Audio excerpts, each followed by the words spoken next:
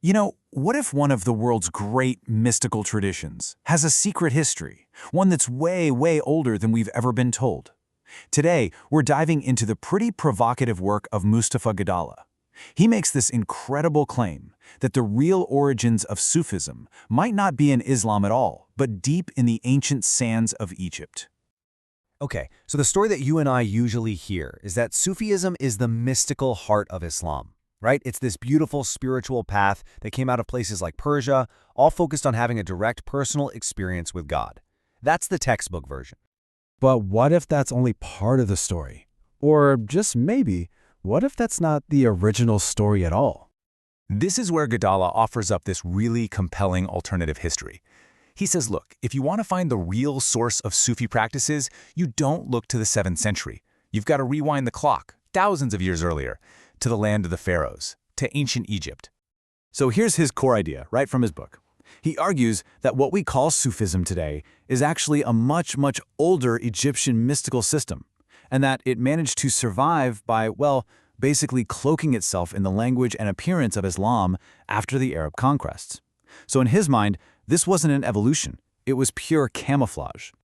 So, you gotta ask, how does he possibly back up such a huge claim?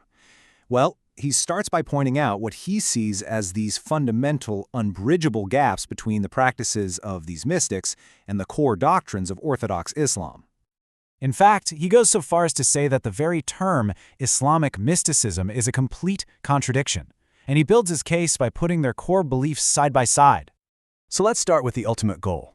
Gadala points out that in Orthodox Islam, the very idea of a human being merging with God, that's considered blasphemy, a huge no-no. But for the mystic, that union is everything. It's the entire point of the spiritual journey. I mean, you can't get more opposite than that. And then there's how they practice their faith. He argues that Islamic law strictly forbids music and dance in a religious setting. For these mystics, though, music and dance are absolutely essential tools. They're the very vehicles you use to get closer to the divine. Think of the famous whirling dervishes, right? And finally, we've got the whole idea of saints. Gadala says that venerating saints or making pilgrimages to their shrines goes against Islamic doctrine. But for the mystics, these saints, called walis, and their shrines are a massive, central part of their spiritual world. So this just begs the question, if these core practices don't come from Orthodox Islam, then where did they come from? And this brings us right to the author's reconstruction of what he believes is the original Egyptian path. He calls it the alchemist's way, a journey of deep, profound inner transformation. The end goal of this whole journey is to become what he calls the perfect person. Now, the author connects the name Adam that we're all familiar with to the ancient Egyptian figure of Atum. And in Egyptian lore, Atum represents the perfected, complete human, the blueprint for what we can all become. The journey itself is seen as this alchemical process, and the author points to this really cool linguistic mirror in the ancient Egyptian language. The mystic starts out as Ben, which means primordial, unrefined matter. But through the spiritual path, they're transformed into Neb, the exact mirror image of Ben, which means gold, purity, the perfected thing. It's literally about turning the base metal of yourself into spiritual gold. So how in the world do you actually walk this path? How does it work? Well, the author breaks down this journey of inner transformation into 3 clear, progressive stages. It all starts with purification, cleaning out the self.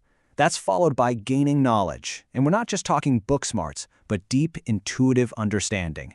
And that all leads to the final stage, unification, the ultimate goal of becoming one with the divine.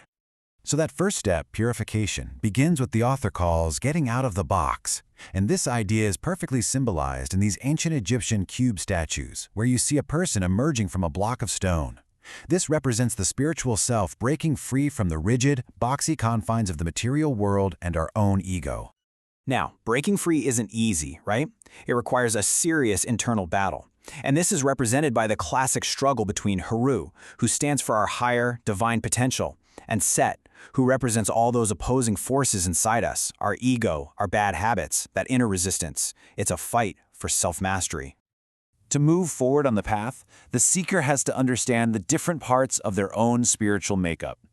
In the ancient Egyptian model, the 2 most important parts are the Ba and the Ka. Think of the Ba as the divine, immortal soul, the little piece of God in you. The Ka is more like your personality, your individual self, and it's always, always longing to reunite with its divine source, the Ba. And that brings us to the ultimate goal of the whole journey, the inner marriage. Just like you see in this depiction, the Ba, the soul, shown as a human-headed bird, returns to the body to unite with the Ka. This sacred union is what creates a whole, completed, and perfected human being. This unification is achieved by tying the knot. And this isn't just a metaphor for marriage. It's about reconciling all the opposites in life, heart and mind, male and female, spirit and matter. Just like you see Heru and Tehuti here uniting the two lands of Egypt, the mystic has to unite all the opposing forces inside themselves to finally see the one in everything. Now, this is where it gets really fascinating. The author's claim is that these ancient traditions aren't just dead relics in a museum. He argues they are alive and well today, practiced by millions, often hidden in plain sight. I mean, just look at this comparison. It is striking. On the left, you've got a 4,500-year-old carving showing Egyptians honoring their ancestors at these domed roof shrines. On the right, you have a modern festival in Egypt called a Mulad.